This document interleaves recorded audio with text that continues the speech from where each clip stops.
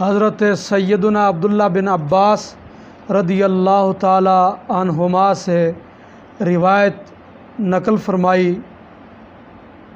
کہ ان رجلا وقع عن راحلته فاقعصته، کہ ایک آدمی جو حالت احرام میں تھا اپنی سواری سے گرا تو اس کی گردن ٹوٹ گئی، جس کی وجہ سے ان کو موت واقع ہوئی۔ جس وقت ان کو موت واقع ہوئی تو فقال رسول اللہ صلی اللہ علیہ وسلم اغسلوہ بماء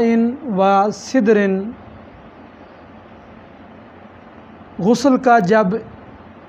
انتظام ہوا تو نبی علیہ السلام نے فرمایا اس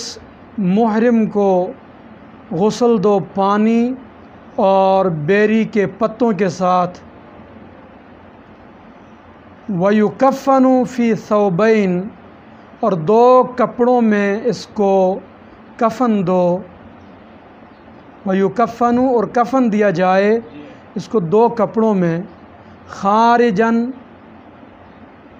راسہ ووجہہ، اس حال میں کہ اس کا سر اور اس کا چہرہ کفن سے باہر ہو، یعنی چہرے پر اور سر پر کفن نہیں ڈالنا۔ فَإِنَّهُ يُبْعَثُ يَوْمَ الْقِيَامَةِ مُلَبِّيًا، کیونکہ اس شخص کو قیامت کے دن جب قبر سے اٹھایا جائے گا تو حالت یہ ہوگی ملبیاً، یہ تلبیہ کہہ رہا ہوگا۔